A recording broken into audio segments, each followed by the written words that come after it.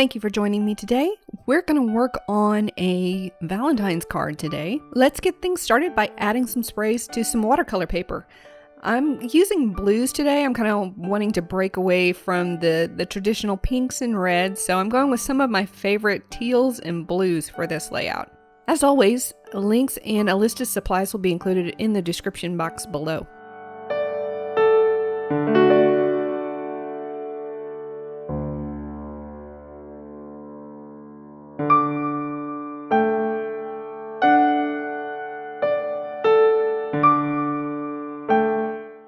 If I had been thinking about it, I probably would have grabbed my spray box and had less mess to clean up at the end of this. The Tim Holtz mat is great. It's just you have to wipe it down in between sessions. The color wasn't intense enough, so I went back over it with more sprays and more water, and I added some cattail copper brown, which you might have seen it in my last video, the Explore Scrap With Me. I really like the copper sheen that this puts on most papers, but it doesn't stand out quite as much on watercolor just because the ink will soak into the watercolor a little more than other papers.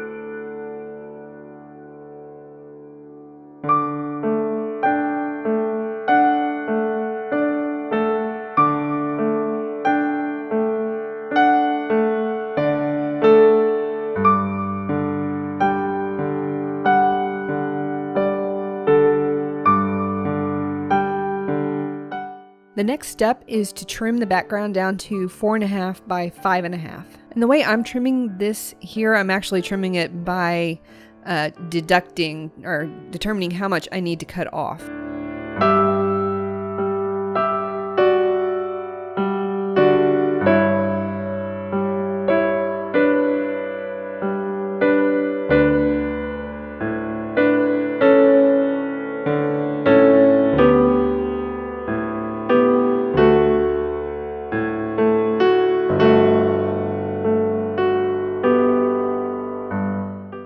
Now we're going to die cut the hearts, and I found these heart dies in one of those crafting magazines at Barnes & Noble, but any other heart shaped die will do.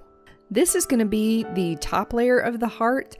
For the bottom layer of the heart, you want to go up one size on the heart shaped dies and die cut one size larger.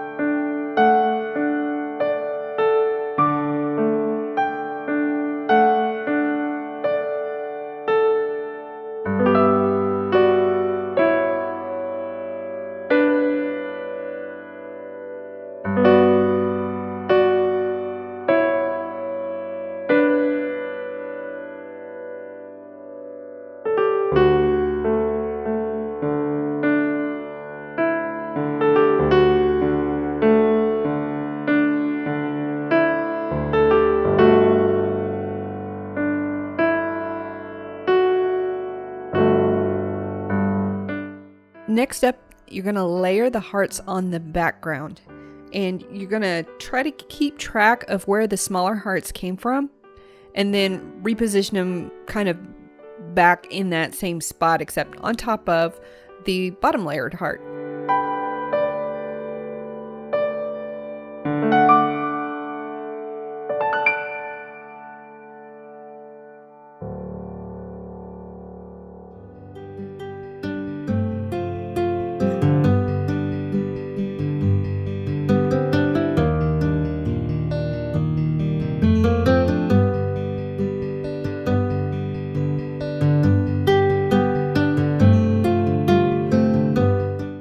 Now when I trimmed the card background, I trimmed it a little bit larger than my actual card, apparently. So I'm going to go back in and retrim it. I probably should have just, instead of determining how much to cut off, I probably just should have measured 4.5 inches by 5.5 inches and cut there.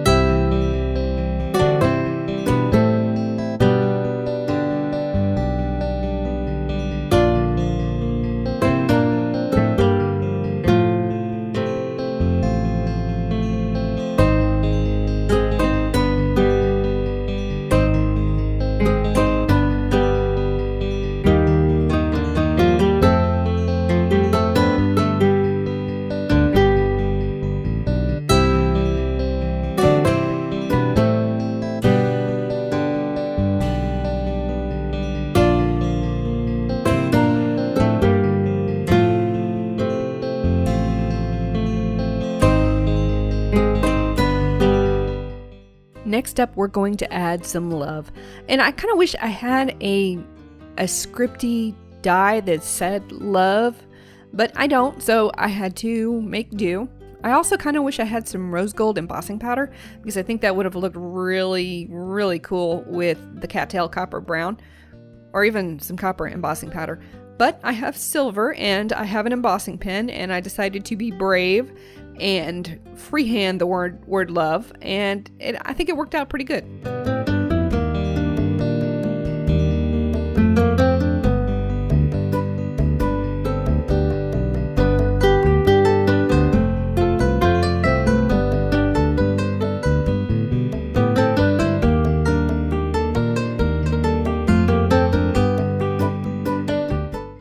This was really strange. I don't know why it took my heat gun so long to heat up and melt that embossing powder. I think maybe the background was still a little wet, and that's why it took so long. Normally it gets the job done in about 1/3 of the time, even though the Ranger heated tool isn't the most efficient tool for melting embossing powder. It still works faster than what it looked like there.